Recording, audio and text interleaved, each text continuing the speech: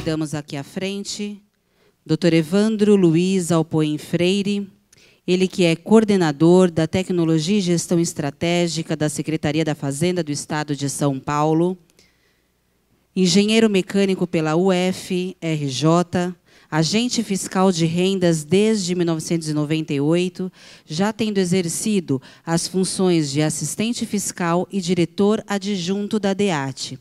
Atualmente, ele exerce a função de coordenador da CTG.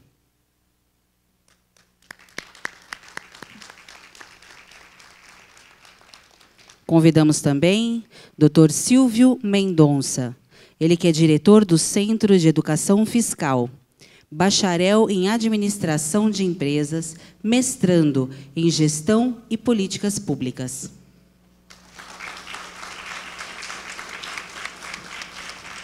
O tema: Educação Fiscal para a Cidadania. Bom, bom dia a todos, já quase boa tarde. Já é boa tarde, né? Está todo mundo já doido para tirar essa roupa, botar uma sunga e um biquíni e aproveitar a praia, né? Porque hoje está calor, né? E logo hoje a gente ficou sem ar-condicionado, mas faz parte. Eu fiz uma colinha aqui. Em primeiro lugar, queria parabenizar o Lobato e o Rodrigo e toda a equipe da Fresp, né, por essa iniciativa, que eu acho muito importante trazer esse tema que norteou o seminário para toda a nossa categoria.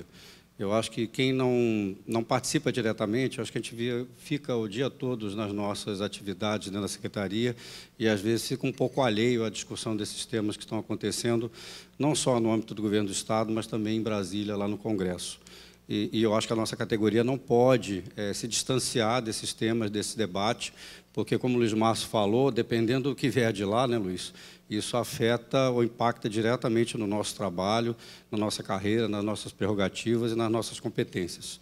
Então, precisamos realmente ficar acompanhando, para e passo, o que está acontecendo, todas essas discussões, tentando participar, tentando contribuir, porque a carreira precisa pensar como um todo de tudo isso que está acontecendo, de todos esses temas que estão sendo debatidos, porque o impacto disso na nossa carreira vai ser muito grande, dependendo do que for decidido, dependendo do que for alterado. Então, parabéns à Fresp por essa iniciativa, fico muito honrado em poder participar. Quando o Rodrigo convidou a gente aqui, tanto a CAT como a CTG, para fazer parte agora desse último dia, eu pedi só um horário para falar um pouquinho da educação fiscal, até porque a atividade da CTG, não é que ela tenha relação direta com o tema que está sendo tratado aqui, mas a CTG está por trás disso tudo. Eu lembro um pouco a apresentação do Marcelo, quando ele mostrou aqui os projetos da CAT. Agora, vocês imaginam toda a estrutura que a gente tem que ter por trás, o Marcelo até comentou, em termos de disponibilidade, contingência, assim por diante. Ou seja, como a Secretaria da Fazenda teve que se preparar para poder viver essa nova era, né, dos documentos digitais. Então, esse é o papel da CTG, dar esse suporte técnico para toda a Secretaria da Fazenda, não só nessa área de TI, mas na área de capacitação, na área de gestão estratégica, né? A gente dá todo o suporte para as áreas, não só para a CAT, mas também para as outras áreas da Fazenda, em relação a temas de gestão estratégica, gestão do conhecimento, o próprio planejamento estratégico e assim por diante. Então, até brinquei com o Luiz Márcio, que o Luiz Márcio falou que era CPM, que era o nome antigo, né? Que era Coordenadoria de Planejamento e Modernização, agora chama-se Coordenadoria de Tecnologia e Gestão Estratégica, até para se adaptar aos novos processos e às novas atividades que a CTG está desenvolvendo. Então, eu só queria fazer um pano de fundo, só para aproveitar a oportunidade, que às vezes é difícil falar para os colegas o que a CTG faz, porque tem muita gente que às vezes não sabe, né? Tem muita gente que conhece a FASESP, conhece o DTI, mas não sabe como a gente trabalha de uma forma integrada dentro da coordenadoria. Em outubro do ano passado, foi editado um decreto, foi publicado, que reestruturou toda a Secretaria da Fazenda. Esse decreto, na realidade, ele consolida e revoga 48 decretos. Então, mesmo cada um de nós, se a gente quiser saber como é a estrutura da Secretaria da Fazenda, você teria que consultar 48 decretos. Não é um decreto que vem um decreto, altera o primeiro, aí vem outro, altera. Não, eram 48 decretos, cada um tratando de uma parte da estrutura da Secretaria da Fazenda. O que a gente fez nesse decreto foi um trabalho de mais de 4 anos, 5 ou 6 anos de trabalho, analisando, discutindo com cada unidade dentro da Secretaria da Fazenda, os novos processos, já pensando no planejamento estratégico que estava colocado desde 2007, para onde nós queríamos caminhar, onde nós queremos chegar com a Secretaria da Fazenda, e foi com base nessa análise, nessa revisão de todos esses processos que nós chegamos a essa estrutura que foi consolidada com esse decreto que foi publicado agora em outubro do ano passado. Dentre algumas das mudanças, até a área do Luiz Márcio, que todo mundo sempre conheceu como APECAT, agora deixou de ser uma assessoria, né, uma assistência para ser uma diretoria, dada a relevância dos processos do trabalho que o pessoal que trabalhava na APECAT desenvolvia e assumiu novas atribuições. Então, essa foi uma das grandes alterações no âmbito da CAT. Um ponto que o Marcelo abordou também nas discussões sobre atendimento a público. A gente verificava que o atendimento da Fazenda era muito disperso. Então, por exemplo, a CGA cuidava do call center, a CAT cuidava de posto fiscal, e cada um tinha uma parcela de atribuições ou de competências na área do atendimento. E discutindo com a CAT e fazendo todo o levantamento, a gente descobriu que a CAT era responsável por 90% de todo o atendimento, não só presencial, mas também atendimento eletrônico da Secretaria da Fazenda. Então, esse decreto também atribui à CAT a responsabilidade por todo o atendimento da Secretaria da Fazenda. Então, definindo padrões, definindo até layouts de atendimento, a contratação do call center, os scripts e assim por diante. Então, a CAT assumiu isso e diga-se de passagem, fez um brilhante trabalho lá na DEAT, né? Começou com, acho que com o Leandro, né, como diretor adjunto, e toda a equipe lá da supervisão de atendimento ao público e cadastro. Então, nós assumimos também, a CAT assumiu o atendimento ao público da Secretaria da Fazenda. Então, toda aquela BIA, todo aquele material que vocês já estão vendo na intranet ou na internet, também já é fruto desse trabalho da DEAT e da CAT. Então, o papel nosso, também como foi comentado aí, tanto pelo Marcelo como o Luiz Márcio, em relação às nossas competências, tem mudado bastante. Então, hoje em dia, se a CTG, que incluir essas áreas que eu estou falando, DTI, FASESP, a parte de gestão estratégica, a parte de toda a coordenação e gestão dos projetos, não só os projetos da casa com orçamento próprio, mas os projetos que são feitos com orçamento externo, agora do Profisco, inclusive do BID, eu posso afirmar, e é um fato, a CTG tem mais da metade do orçamento da Secretaria da Fazenda. O DTI é a área que mais gasta, né? É o custo maior da Secretaria da Fazenda, não só na área de custo de investimento, mas é na área de TI. E os projetos também que estão financiados pelo Profisco também entram com outro tanto. Então, nós temos um orçamento anual que varia entre 460 e 500 milhões ano, é claro que não contando com despesa com pessoal, mas desses 460 a 500, mais de 300 milhões estão na CTG. Então, tem muita gente que não dorme por causa do Ministério Público, eu não durmo por causa do Tribunal de Contas do Estado, que a gente assina vários e vários contratos, só no DTI eu tenho 170 contratos que a gente renova todos os anos, que a gente precisa controlar. E eu conto com isso também com a ajuda da nova carreira que a gente tem agora na Fazenda, que são os APOFs, que eles ajudam bastante nessa parte de orçamento. Mas, enfim, a CTG continua e é formada essencialmente por fiscais de renda. A relevância da participação dos fiscais de renda na CTG é cada vez maior. Para vocês terem uma ideia, antes do concurso de 2009, que foi o primeiro concurso que teve especialização na área de TI, o DTI tinha 20 fazendários e algo em torno de 180 terceiros. Quer dizer, éramos, no total, 200 servidores trabalhando em DTI. Hoje, nós somos mais de 700. Hoje, nós temos quase 200 fazendários trabalhando no DTI e mais de 500 parceiros ou terceiros trabalhando nos nossos data centers, na área de construção de sistemas e assim por diante. Então, só o departamento, hoje em dia, tem trabalhando lá no prédio, nas várias áreas, e agora em Campinas também, no nosso site backup lá em Campinas, temos mais de 700 pessoas dando suporte para a área de TI da Secretaria da Fazenda. A escola também teve uma estruturação grande, e eu acho que aí vai entrar o Silvio aqui explicando para vocês depois, falando um pouquinho sobre o tema da nossa apresentação, que é a da educação fiscal. Nós conseguimos, então, formalizar a criação do Centro da Educação Fiscal, o centro que trabalha com educação à distância, que é uma coisa que a gente tem cada vez mais trabalhado, e a gente vê que isso é tendência aí fora, em todas as instituições de ensino, trabalhar com ensino à distância. Então, criamos um centro também, que é o André, que hoje em dia coordena o centro. Aprimoramos as atribuições também do centro de capacitação, e assim por diante. Quer dizer, essa reestruturação que houve em outubro foi muito boa para que a gente pudesse adaptar a estrutura da Secretaria da Fazenda aos novos desafios e aos novos processos que estavam colocados naquela época no planejamento estratégico. Então, deixa eu só pegar minha colinha aqui para ver se eu não esqueci de nada. E eu vou passar depois a palavra para o Silvio, que a gente vai mostrar, o Silvio vai detalhar um pouquinho mais as iniciativas, porque nós tivemos praticamente nos últimos anos um upgrade, né, muito grande na área de educação fiscal. A gente tinha iniciativas muito tímidas, né, nessa área, mas hoje em dia, com o Silvio à frente do centro e com a estruturação e a montagem de uma equipe para trabalhar só com a área de educação fiscal, a gente conseguiu uma série de resultados muito bons aí para a sociedade. Só para terminar, falar um pouquinho do que o Luiz Márcio falou sobre os indicadores da PR e da BR.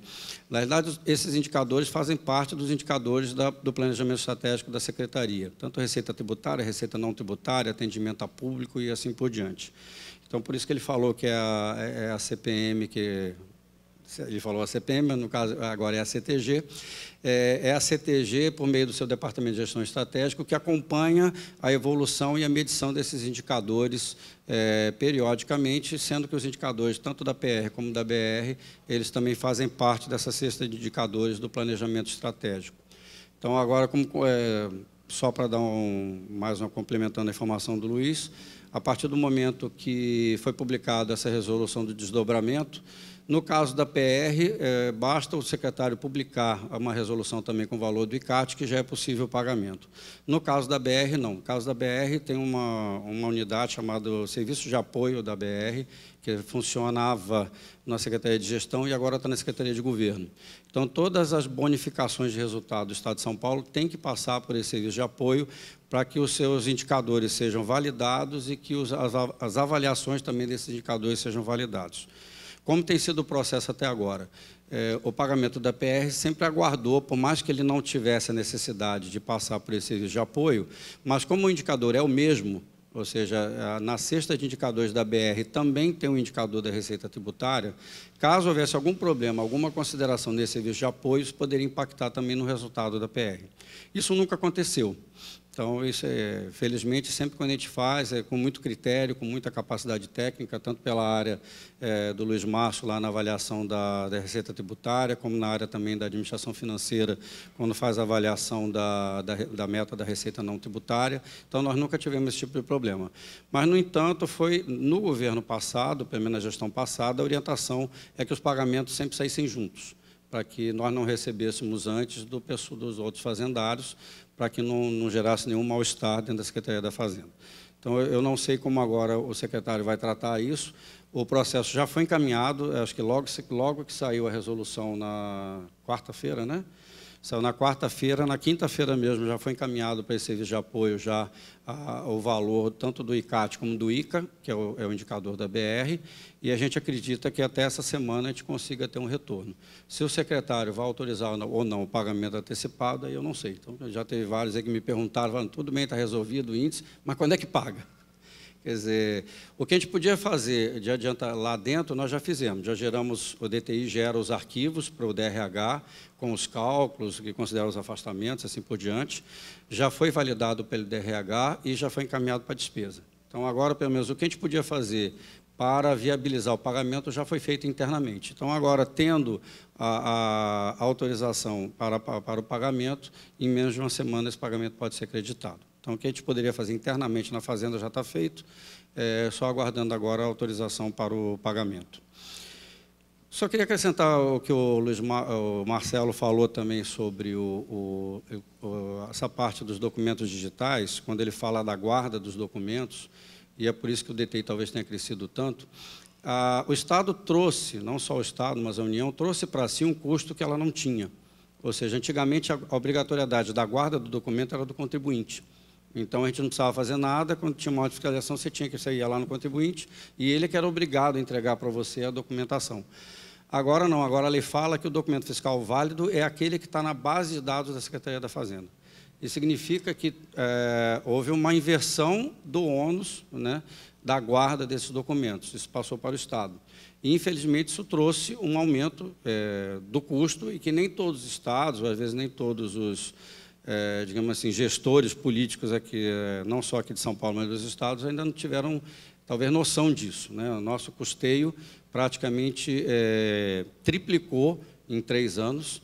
Eu estou falando algo em torno de... A gente tinha um custeio por volta de 50 a 60 milhões. Hoje em dia, na proposta orçamentária para 2016, eu pedi um orçamento de 220 milhões para o DTI, ou seja, e grande parte da nossa base de dados do DTI é da área tributária.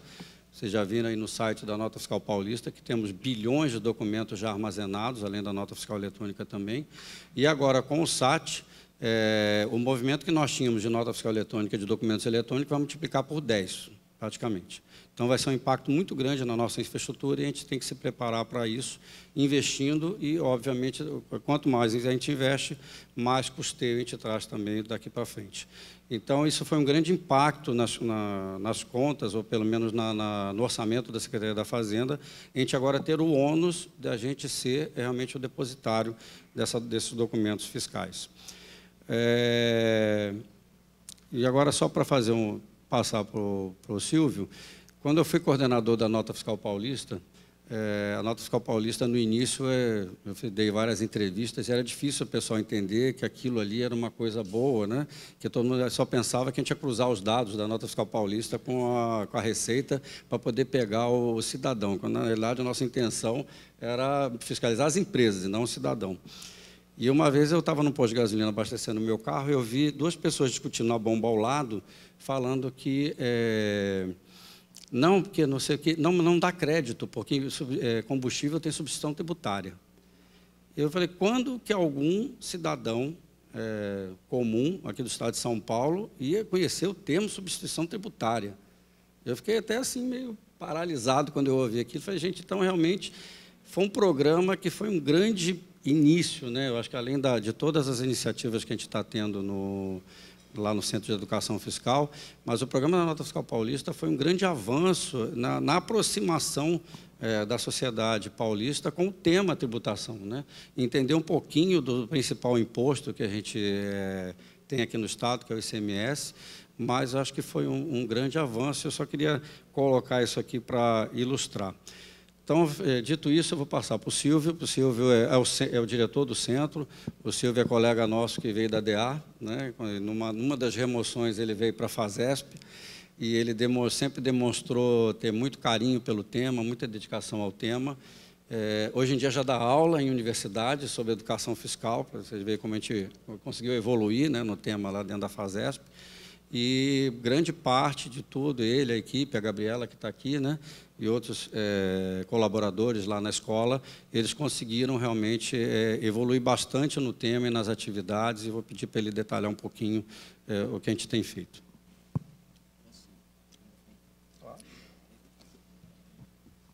Bom dia a todos.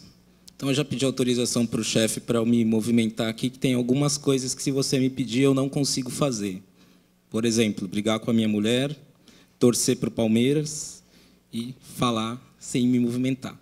E aí, esse livro é um trabalho que durou todo esse tempo, teve alguns percalços, para que ele pudesse ser viabilizado administrativamente. Vocês sabem como funcionam essas coisas, tem toda uma questão de custo, não é?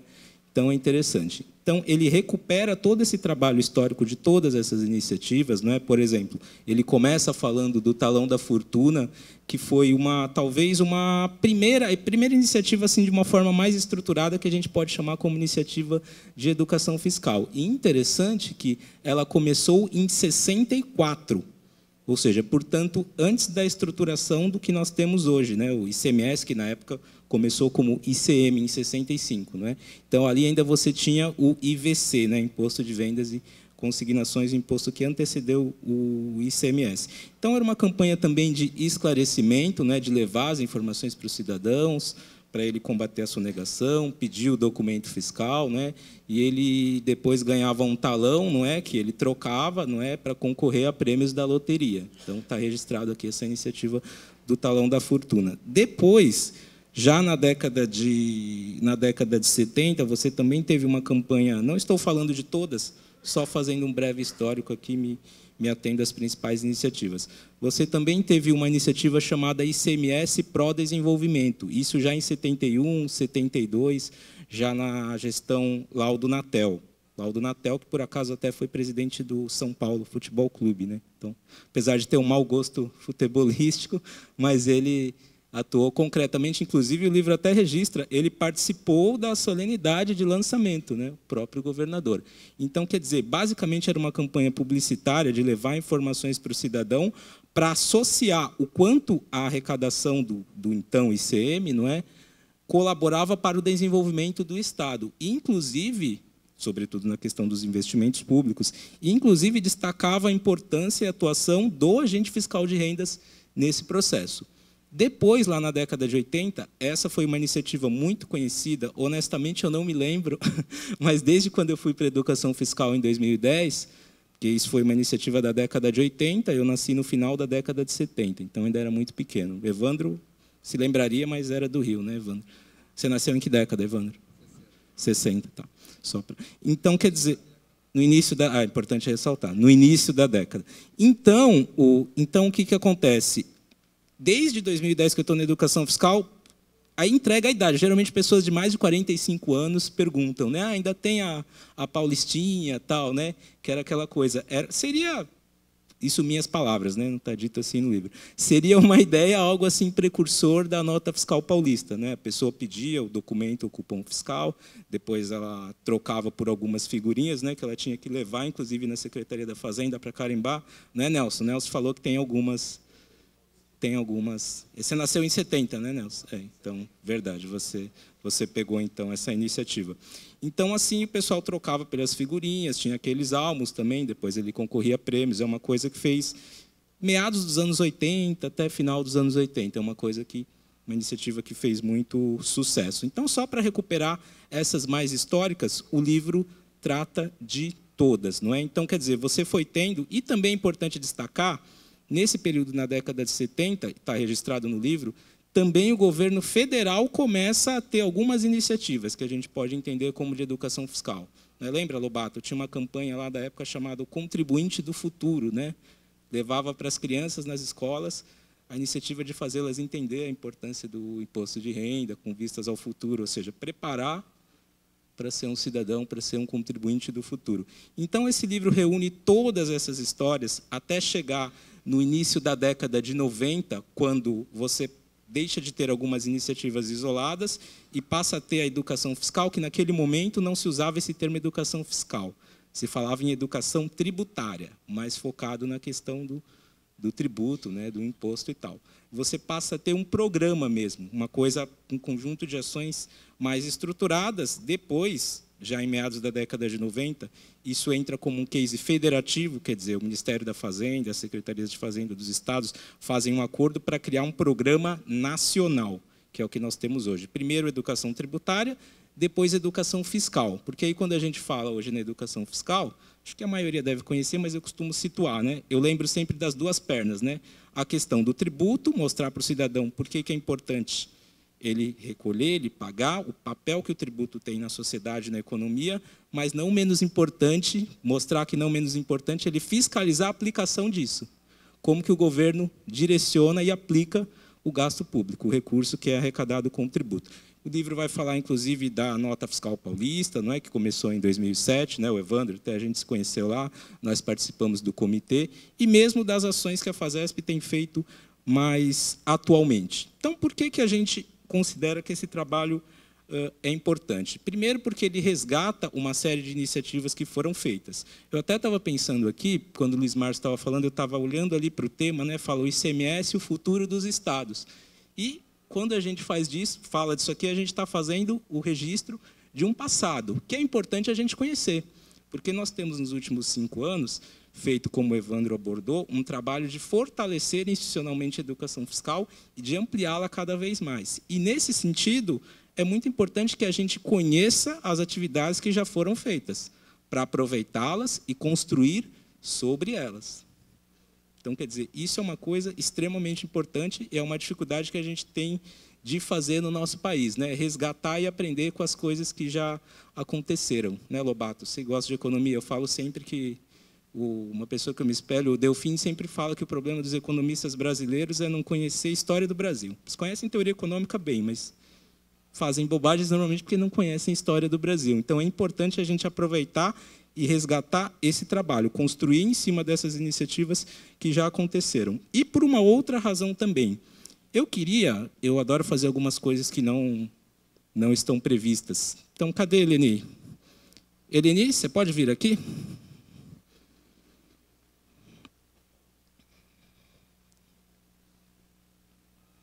Não tinha combinado isso com ela, mas desculpa, Eleni, eu gosto de fazer isso com as pessoas. Tudo bem?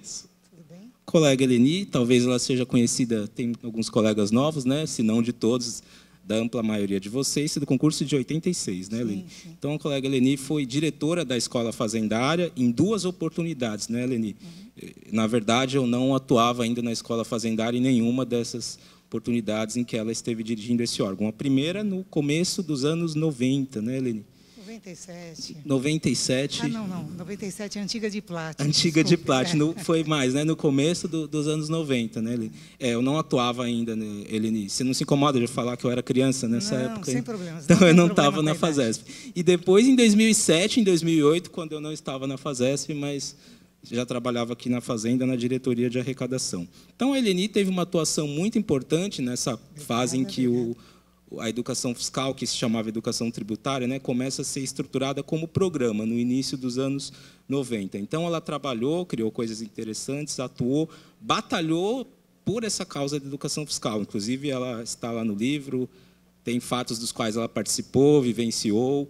O livro entrevista várias pessoas que tiveram uma atuação destacada no programa, inclusive ela, também o Ivan, a Luciana Guanais, que não estão aqui, outros colegas, senão eu teria o maior prazer de chamar aqui também. Então, Eleni, eu queria que você, se puder em 3 minutos, senão eu dou um jeito, dissesse desse período que você atuou na educação fiscal, lá quando estava menos estruturado, no começo de 90 ou depois, se você pudesse destacar ou algum fato concreto, alguma experiência, uma lembrança que ficou marcante para você, que você vivenciou sobre esse trabalho. O que você quiser, fica à vontade. Faz tanto tempo que eu vou dizer o seguinte, Silvio, muito obrigada, estou comovida com a homenagem, e eu aproveito para cumprimentar a Afresp pela excelência do seminário. Só? Não? Então, legal, tudo bem. Então, pode. Eu queria então te entregar em mãos, como homenagem da direção da Escola Fazendária, da CTG. Por quê? Eu estava dizendo que é importante, né, a gente reconhecer as iniciativas que já aconteceram para construir em cima delas, para avançar em cima delas.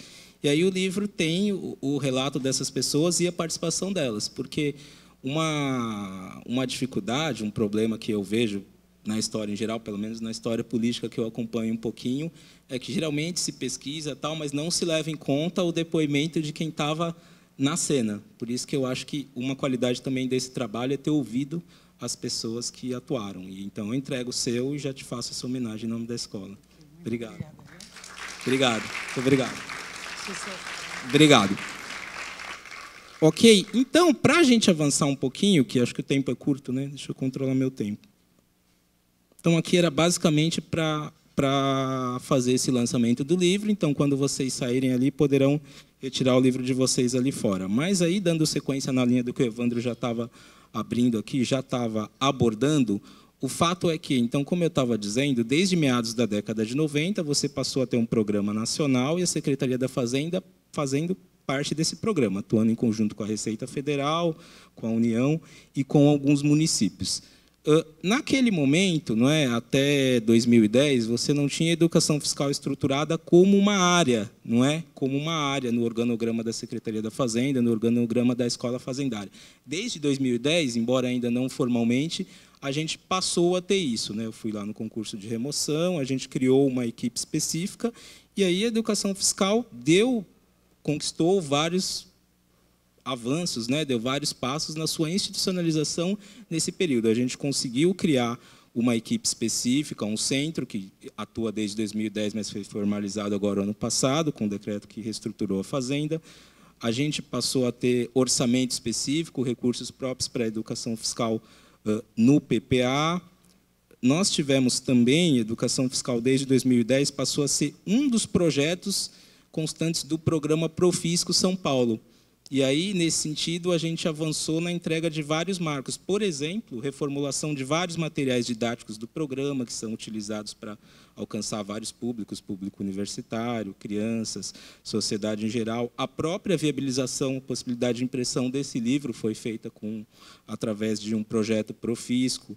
Toda a reformulação da identidade visual do programa também foi feita através desse projeto. Agora mesmo nós assinamos a semana passada um contrato com a Fundação SEAD do Estado de São Paulo para fazer uma pesquisa junto à população do Estado em relação à percepção das pessoas com relação à política fiscal, aos tributos, aos gastos públicos, ao próprio conhecimento do programa de educação fiscal, e a gente entende que isso vai poder subsidiar bastante aí esse trabalho. Então, o projeto Profisco também tem uma importância muito grande. E também um marco interessante nesse avanço institucional ao qual o Evandro estava se referindo é que a educação fiscal, inclusive, no direcionamento estratégico que está sendo dado, passa a fazer parte da visão, da missão da FASESP e da CTG também.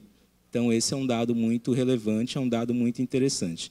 Então, para não me alongar tanto, o que a gente tem feito de entregas de principais projetos, quais são as nossas principais diretrizes e como que a gente pretende avançar e caminhar daqui para frente. O programa é um programa muito amplo, porque ele visa alcançar a sociedade como um todo, estudantes, professores, público infantil, servidores públicos, terceiro setor, entidade de classe, enfim, sociedade em geral. Então, a gente tem avançado em algumas coisas. A gente tem avançado no sentido de aproximar a Secretaria da Fazenda da área estudantil, chegando mais nas escolas técnicas, tentando fortalecer essa parceria com a Secretaria de Educação, com o Centro Paula Souza, e expandindo o alcance da educação fiscal para o meio universitário, como o Evandro se referiu.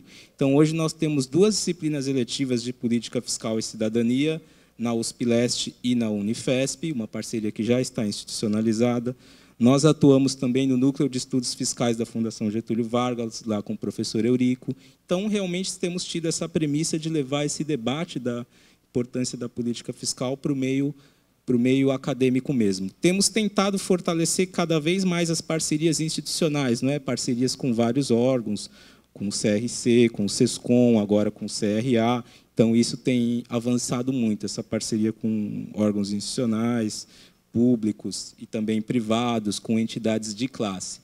Então, a gente pretende cada vez mais ampliar a disseminação da educação fiscal através da educação à distância. Já tínhamos um curso em parceria com a ESAF, acabamos de lançar um curso novo da Secretaria da Fazenda, como o Evandro se referiu, agora a FASESP tem uma área de AD, então temos um novo curso de educação fiscal, já temos outro em elaboração e pretendemos expandir com outros produtos aí para os próximos anos.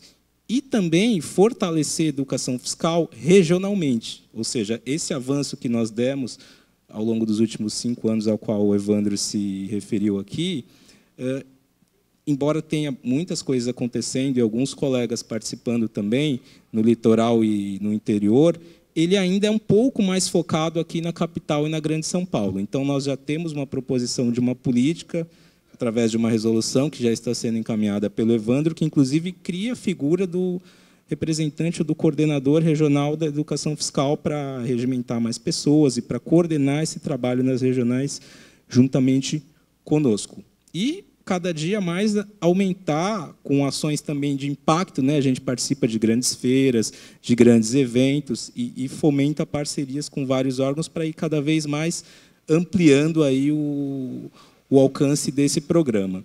Inclusive, até é importante destacar também torná-lo mais conhecido dentro da própria casa. E, por isso, já eu agradeço a oportunidade de estar falando aqui com vocês. Nós temos hoje um grupo de estudos que inclui colegas da capital, do litoral e do interior, onde nós temos um encontro mensal por VC e trabalhamos vários temas. Então, colegas estão nos ajudando nesse processo a fortalecer o programa, a sugerir ideias, a pensar em iniciativas, no sentido de aprimorar a qualidade das ações já existentes, mas também no sentido de criar ações novas. E aí é interessante, né, destacar aqui, né, quer dizer, como os colegas podem atuar, podem se integrar nesse processo, se o desejarem, de várias formas. Por exemplo, nesse caso dessas disciplinas eletivas, nós precisamos de pessoas para ministrar aulas em alguns tipos de conhecimentos específicos, podem participar do grupo de estudos com proposição de ideias, de sugestões para aprimorar projetos, podem se identificarem nos seus contatos eventuais órgãos, uma faculdade, um órgão público que queira ou levar uma palestra, levar uma ação específica de educação fiscal, ou até mesmo fazer uma parceria mais estruturada conosco, podem mediar esse contato, podem trazer. E podem até trabalhar conosco mesmo, né? Porque nós estamos precisando de pessoas para recompor, para ampliar a nossa equipe. Como eu tenho pouco tempo, vou pedir para a Gabriela. Gabriela, pode vir aqui um minutinho? Achou que ia escapar. Não. Opa, desculpa.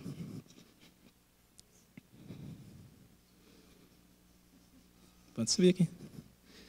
Então, Silvio e Gabriela, a Bela e a Fera. A Bela é ela, né? Não precisa dizer. Obrigada. Tranquilamente. Então, quer dizer, eu pedi para a Gabriela vir aqui, porque nós temos formado uma dupla dinâmica, ela tem me ajudado muito aí ao longo desses... A Gabriela é FR do... Acho que já é conhecida da maioria de vocês, a FR do concurso de 2013, então há 2 anos, completados ontem, aliás, parabéns. Há 2 anos está trabalhando lá comigo, tem sido meu braço direito, né? Braço esquerdo, pé direito, enfim, tudo.